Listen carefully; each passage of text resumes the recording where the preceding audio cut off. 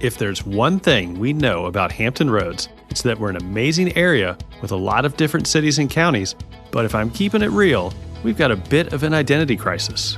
Are we coastal Virginia? Are we 757, Tidewater? Or is it our favorite Hampton Roads? Either way, we are very connected by way of bridges and tunnels, but how well are we actually connecting on a community level?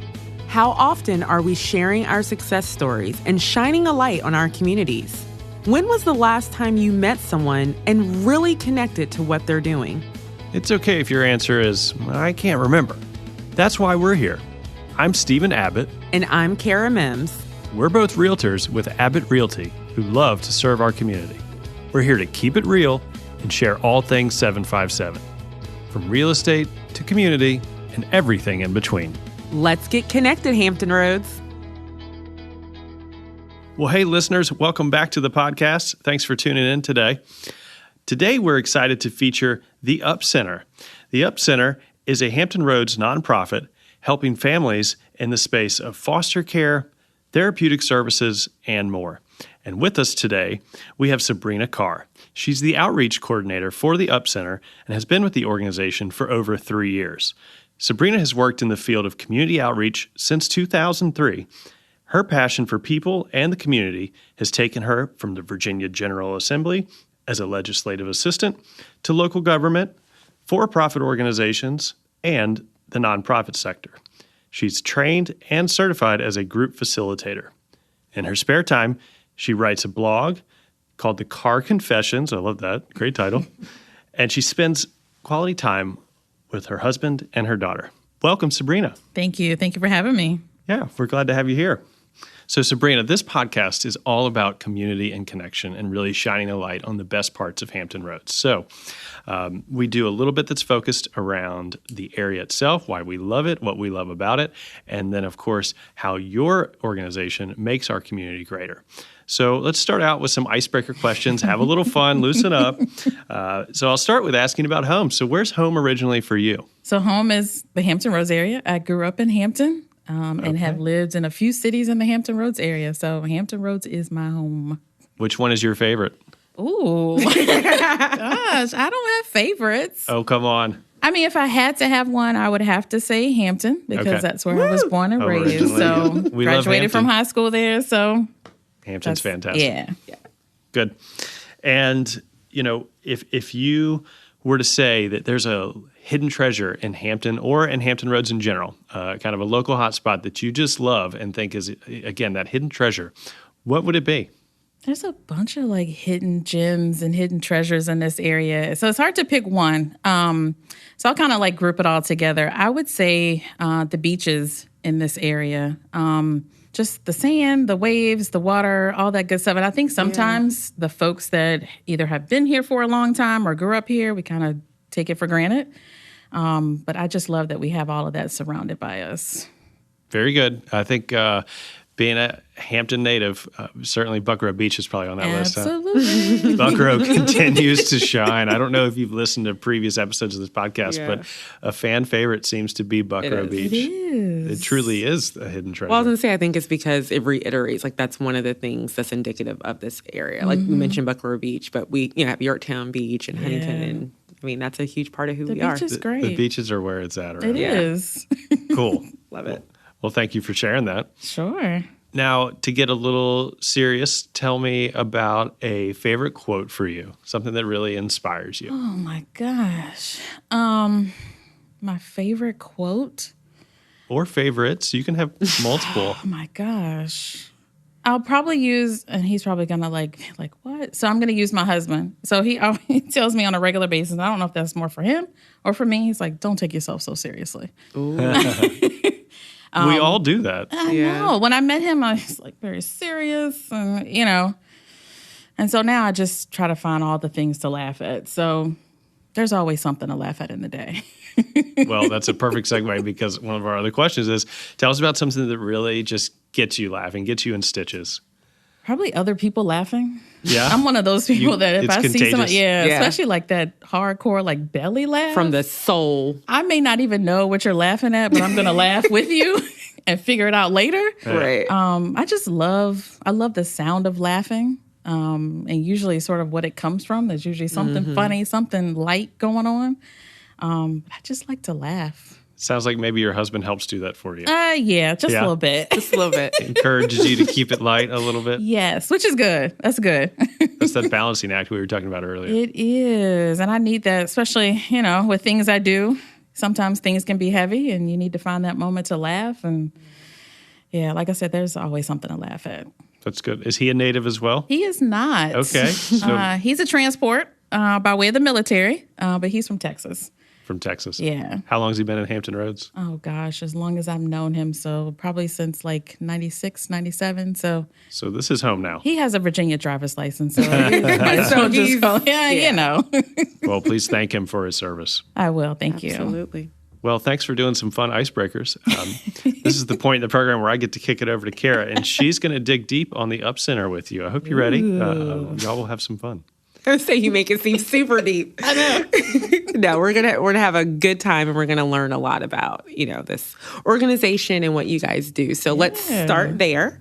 So maybe tell our listeners a little bit more about the Up Center, the mission and purpose, your role with the organization, and how the organization connects with the community. Sure. So as an agency, we partner with children, families, and the community in the areas of prevention, support, and intervention. We do this over 20-plus programs that we provide regionally. We provide, obviously, our foster care and adoptions program, but also providing some mental health services.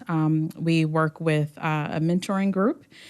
We also provide some services and programs for our military and their dependents, as well as veterans as well. So all different types of things to be able to provide those sort of three categories of programs in the area. Okay, and your role, and that is, what do you do as part of the so organization? I'm the, by title, outreach coordinator for our foster care and adoptions program. And so really what that means is I am sort of boots on the ground for our foster care program, really finding, recruiting potential foster parents, foster families, and really bringing awareness to the community about the need for foster families and how folks can support that. Yeah, and with your work experience, I'm sure that helps a lot. It does. I love role. being out in the community and just sort of engaging people, having conversations. Yeah. Obviously, I love wearing my T-shirt. And, so people ask me questions. I get tapped on the shoulder all the time. But just really talking about, what that need is and sort of bridging that gap. Sometimes I like to call myself sort of a conduit and helping people find the way to fill in the gaps that are in our community. So Absolutely, absolutely. Those conduits are necessary, right? Yeah. So I raised my hand. The listeners can't see it. I love it. Yes, Steve. Right.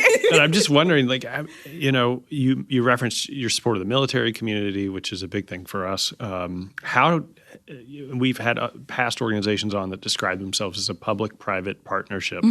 Would you describe the Up Center in the same manner? How do you get connected to those military families to provide them support? How do you get connected to families locally in general? Sure. So the arm of the Up Center that works with our military families is the Stephen Cohen Clinic. That is a national program. And so the Up Center was a recipient of really having an arm of that. We saw that as a need in the community. And so they have their own separate programming, own separate staff to really work through and sort of do outreach. They're at all types of events. They're connected to the military in a variety of ways. So there's a way, again, they even have an outreach person that is boots on the ground to find those folks to be able to get those services and programs to them. So they're the conduit for you guys. Absolutely. It's a great collaboration.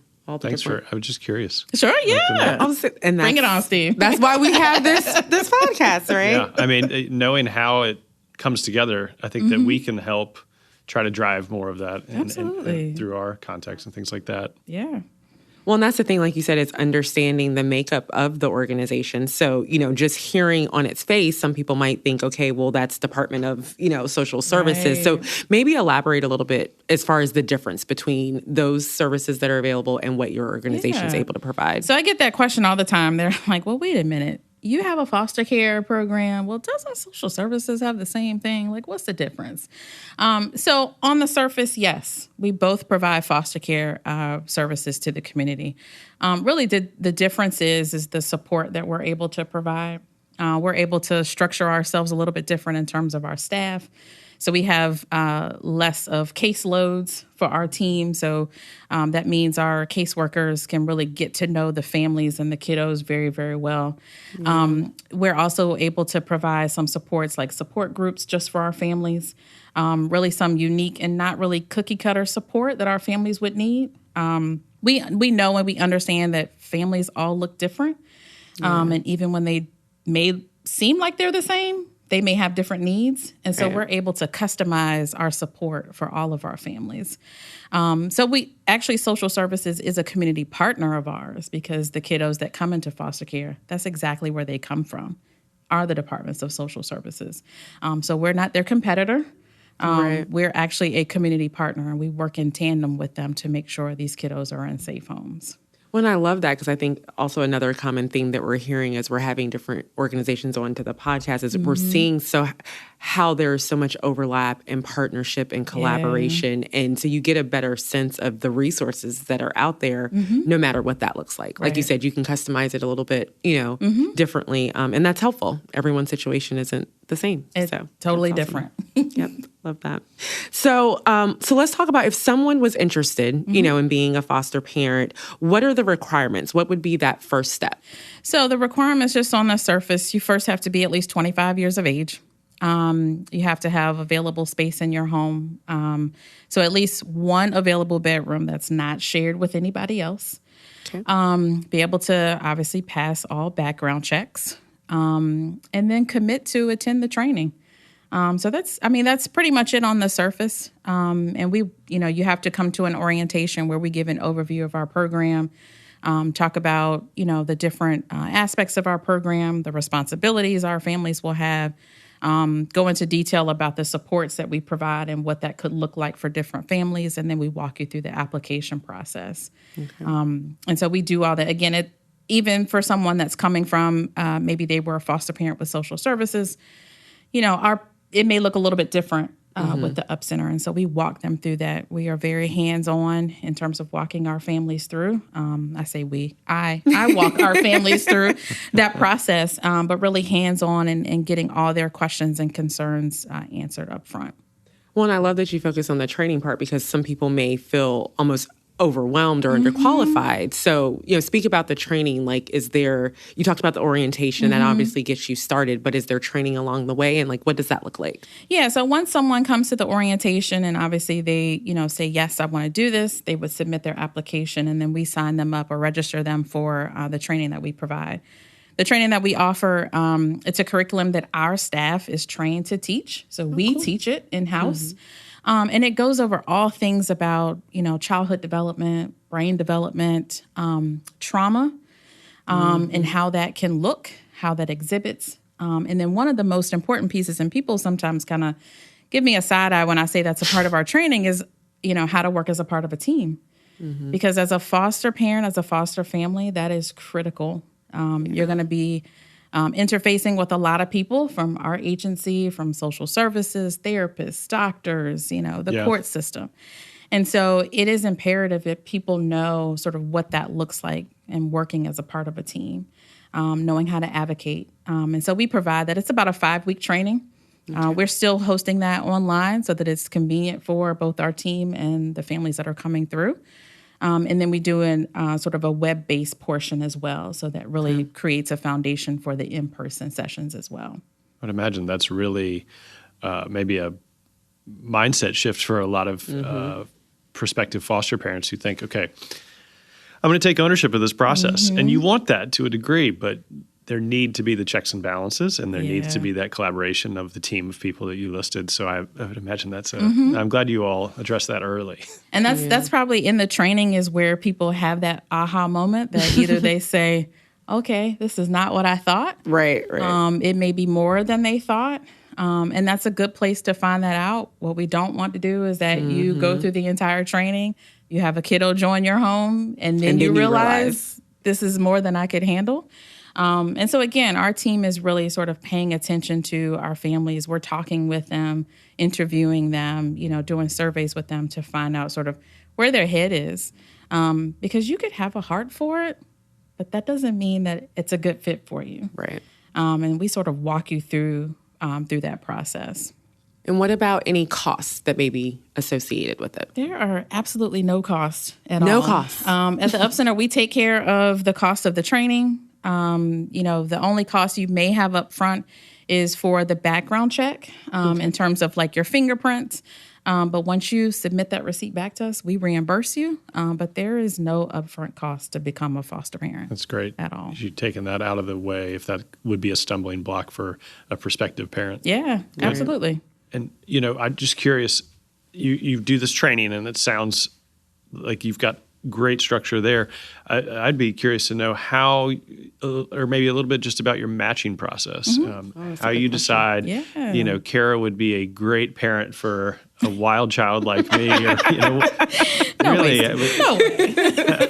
But there's obviously a lot that goes into that. Can you share a little bit? That's important. Yeah. So a lot of people, there's this misperception that, you kind of get to meet the kiddos before they join your family, and that we have some sort of place where people can meet these kids, and that's not the case. Kids come into care all the time, every single day. And so we do a very thorough job of getting to know our families. That's through our home study process.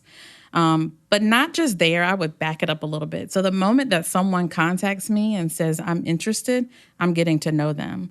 If I meet them in person, I'm looking at body language, I'm listening to what they're saying, understanding what their motivations are, why they want to do it.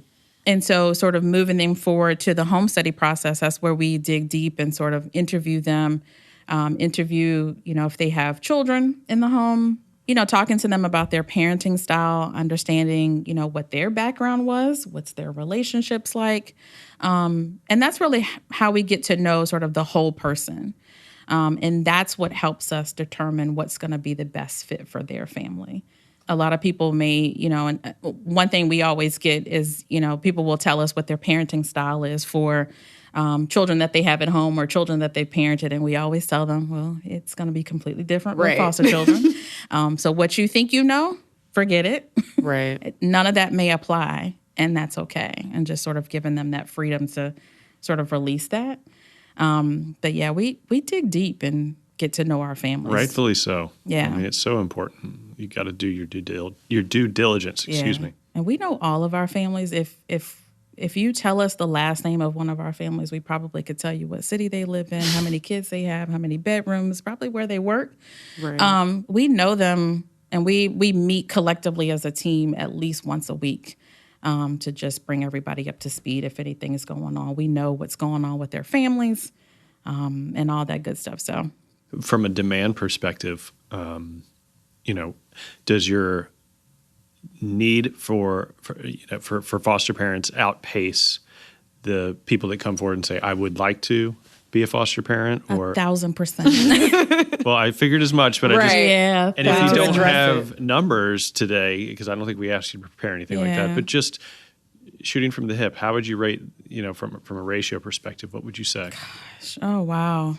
It also depends on the time. Depends on the time of year.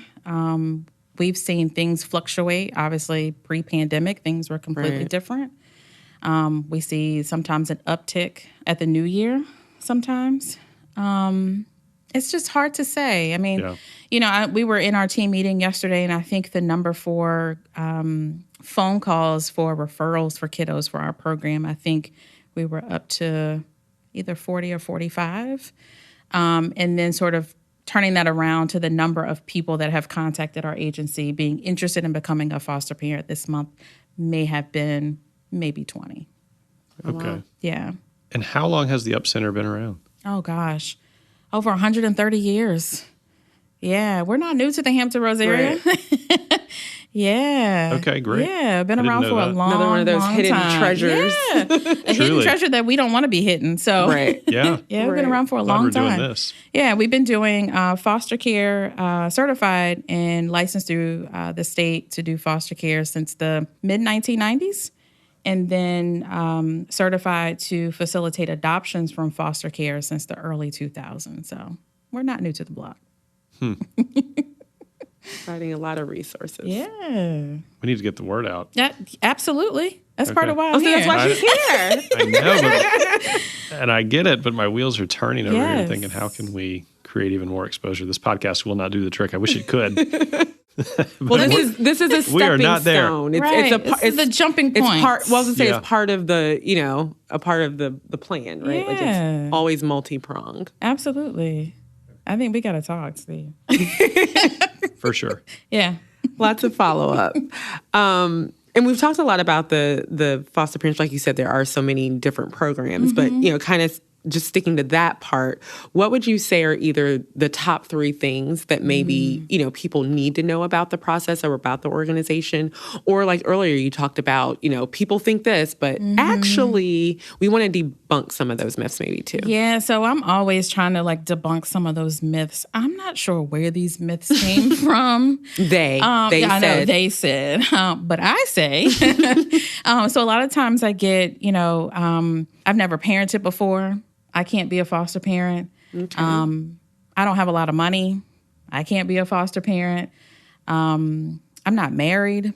I can't be a foster parent. I'm an empty nester. I can't be a foster parent. All those types of things. And we tell folks those are absolutely untrue.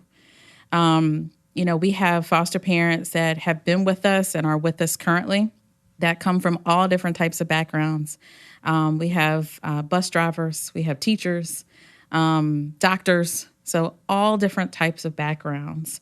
We have single, married, divorced, widowed, grandparents.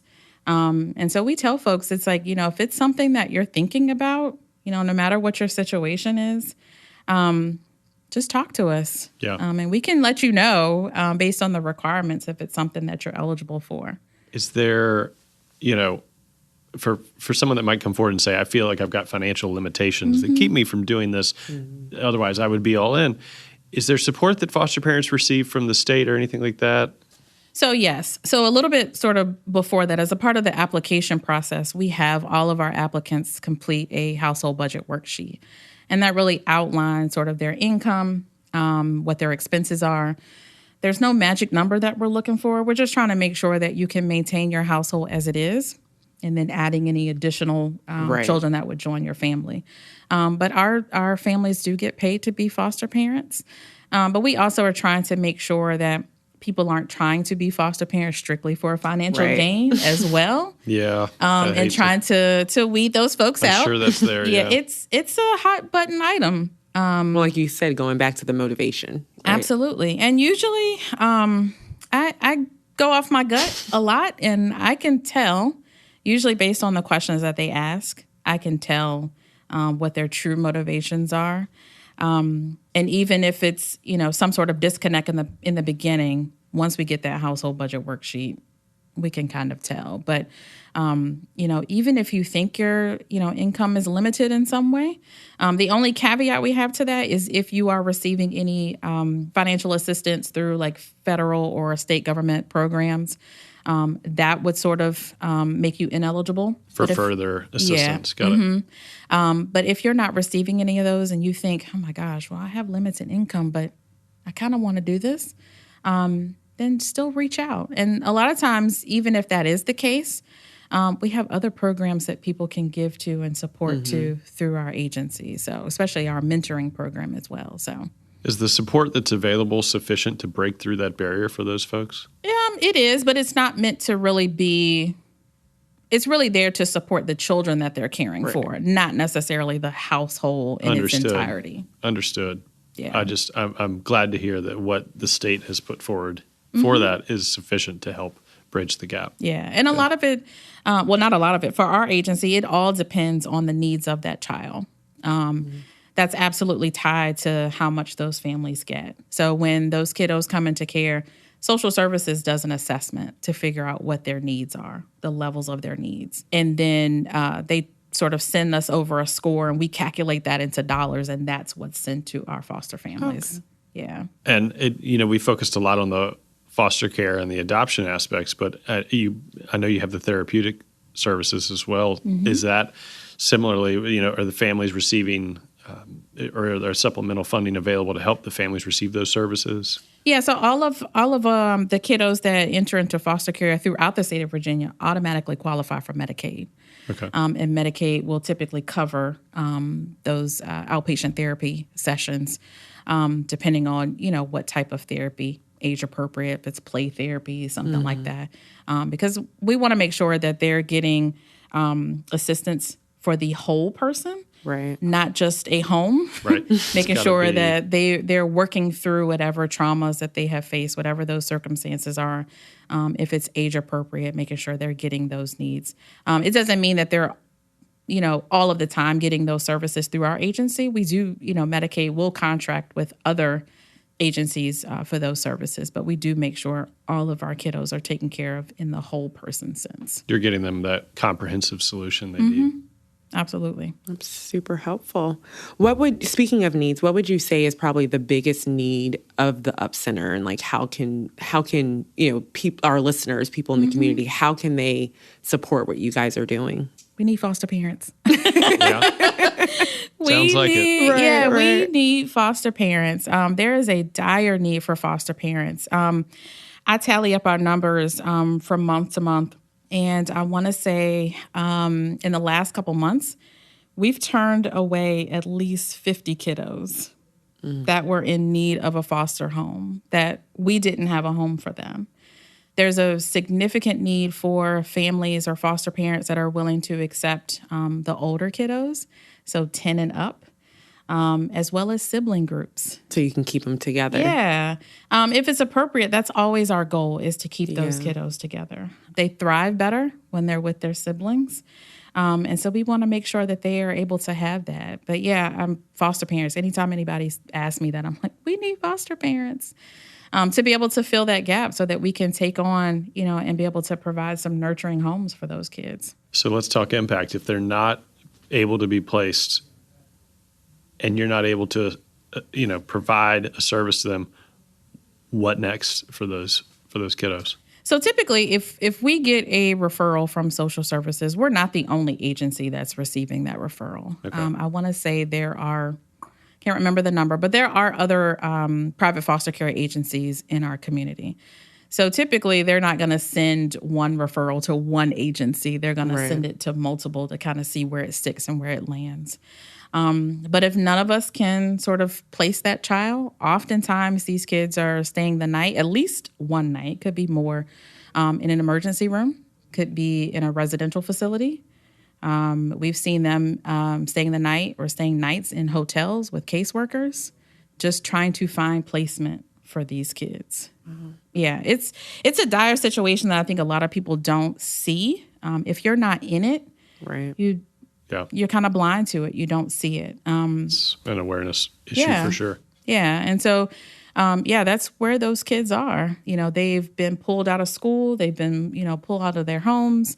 And everybody is trying to just find a safe place for them to land. But sometimes that doesn't work out the way we want it to and the way it needs to. And that's where those kids go, unfortunately, sometimes. And how long are they in those shorter, that is a definite short-term solution. Absolutely. You can't carry on like that. But do you have any data or idea of how long those kids are in those short-term solutions? We know of one that was in a hotel for about a good 7 days. And obviously you think about the situation where the kid is there, but that also means the caseworker is there too, because they can't be there by themselves. Sometimes we have heard of situations where the kid is spending the night at the social services office with the caseworker.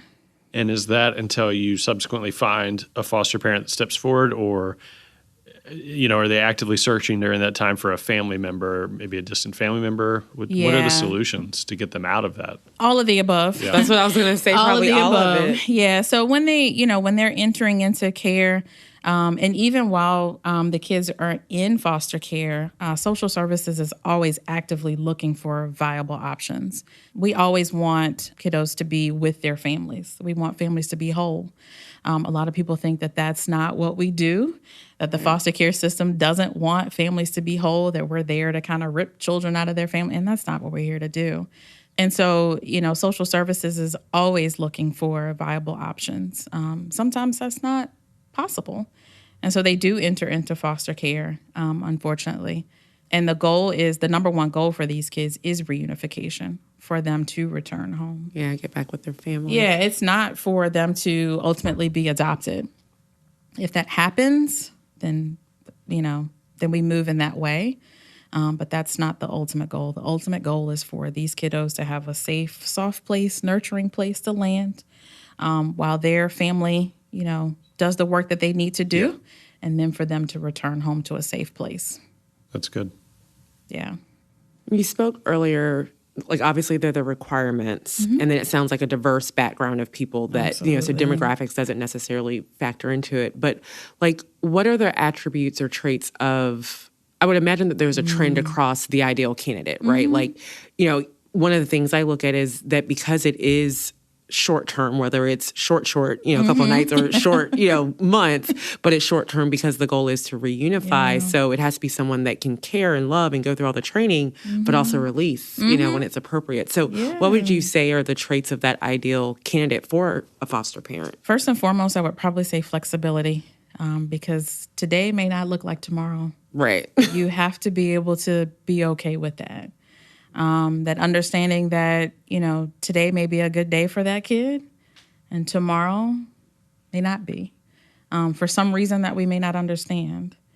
So being flexible, I think sort of piggybacking on what you said, just understanding, yes, we want you to care for them. I get asked all the time, it's like, oh, well, I'm so afraid I'm going to get attached. And we're like, well, then you're the person that needs to foster. It doesn't mean you shouldn't, attach to these kids. Because once you attach, that means you care, you have compassion, you will share your love for them. So that's exactly the type of people that we're looking for. But yeah, to be able to love them, care for them, support them, nurture them, but also understanding that they could go home. And we don't know when they could go home. Right. We've had kiddos in our program for 5 days, 30 days, over 2 years. And so, it looks different for every child. Well, I know most of the resources and support is for the children. That's the priority. But is there any, not necessarily training, but resources or therapy or anything for the foster parents as they're dealing with that, Yeah, and we really, we honor that as a team through our agency. We honor that. We know that, and we recognize that when that child reunifies with their family, that's a loss for the foster parents. So we give them that time to grieve, to sort of handle that, deal with that. Most of our families are really good at saying, hey, we just need some time. We'll circle back. And we have some that say, ooh, this is a little harder than we thought. Right. Yeah. And what we do as a team, we really compile, supports and services for them to go out, and doesn't have to be with our agency, but finding, your supports in the community, putting them together with other families in our agency that have, dealt with the same thing before. Like they get it. Yeah. Because we can talk to you from a professional standpoint, but it's nothing like talking to somebody that's been through it. And just really making sure that they have what they need to be able to bounce back and really just move through that. Because it's difficult. I bet they move forward with a lot of worry, They do. But we also have some families that fostered and kiddos went home and they have beautiful relationships with the birth parents. So it's amazing. It's an expanded family. It is. Yeah. And that's what we tell families, that, you're not a substitute for biological parents. You're there to fill in the gaps, and you're just an extension. You're an extension of that child support system and their family. To go back to impact and how you talk about demand and things like that in this area, I'm wondering, do you know how Hampton Roads compares to other MSAs, other regional communities, when thinking about success rates, thinking about service provided? Would you say that the Up Center and the other foster programs in the community have a better impact than some of our neighbors and peers? How would you rate Hampton Roads as a community that supports foster needs versus other communities near us? I read an article not too long ago, and I think Virginia was pretty low on that list, just because of primarily the funding that's put towards foster care, and not a whole lot of focus on the intervention or the prevention piece to prevent these children from coming into foster care. So there's always a lot of focus on, okay, this child is in foster care now. Let's get some services. Let's do this. But there's a disconnect. And unfortunately, it's kind of hard to pinpoint sort of where that prevention needs to happen because you don't know it unless you're looking for it or unless you have eyes on it. Especially with, when you talk about children entering into foster care, oftentimes we see teachers that they're mandated reporters. So they're the ones that may see the kiddos in class with a bruise, or the child may say something to trigger, some sort of reporting. But really focusing on the prevention piece is what's important. And it looks like, Virginia as a whole is kind of lacking. Maybe a little more reactive than proactive. Yeah. And I think it's a challenge because it's hard to, what is the fix? Is there a fix? And where, is it a program? Is it a service? What does that look like? And I think there's a lot of, amazing organizations that are trying to do that work in the community. But I also think there's not a sort of, one fix that's going to fix. Well, you mentioned earlier the needs are so different from child to child. So, what may help prevent in one scenario, that's not even a factor in another scenario. Right. So that makes sense. And I think it's a challenge to customize. I mean, once you start customizing things, it gets a little expensive, Sure. Because you've got to add more services, more people, more programs. You have to be able to identify those types of things and what that could look like. And so it's a challenge. It is difficult. Are there networking and educational opportunities available to you all with some of your peers in other states that do it well? Or, and not saying you don't do the program well, but in other states where maybe the states are ranked higher in their support of your kind of programming? So there's different organizations nationally that do some things that allow us to sort of come together and sort of, hear about best practices. But I think sometimes that in order to implement those things are bigger than us. And so, you've got to have some folks around the table to say, okay, this is what the issues are. And really be ready to take charge and sort of move forward with those. I know I talk to, my peers that are doing recruitment in our community here in Hampton Roads. We're all having the same challenges. Just finding foster parents is a, significant challenge. And so we do a little bit of sort of bouncing ideas off of each other. But on the sort of national level, it's a little bit of a challenge to do that. So, Gotcha. Yeah. Wheels are turning again. How do we get these resources in? I mean, a lot of it is the awareness. Like a lot of the things that, we've had previous conversations before the podcast, but even the information that you're sharing is just stuff that we don't know that's happening in our communities. And, some listeners might think, well, y'all are real estate, what's the connection? Right. But it's community, it's housing. Like it's all of that mixed in together. And that's a need that, like you say, there's a need for more people that can kind of help stand in that gap until the big picture things are worked out or the preventative measures are worked out. Absolutely. And that connection is important, so. And you don't know what you don't know. Absolutely. That's the hard part. Absolutely. So definitely awareness, but probably other things as well. Yeah. So speaking of which, you've shared so much good information, and hopefully the listeners have gotten a good sense of the resources that you have. But if they want to get more information, we'd love to be able to share with them how they can connect with you, the organization, Absolutely. Social media, all the things.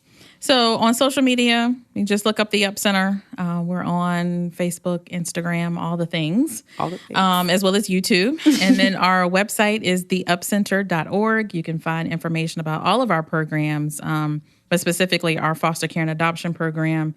We host information sessions or orientations. You can find that schedule there. You can see all of the folks on our team.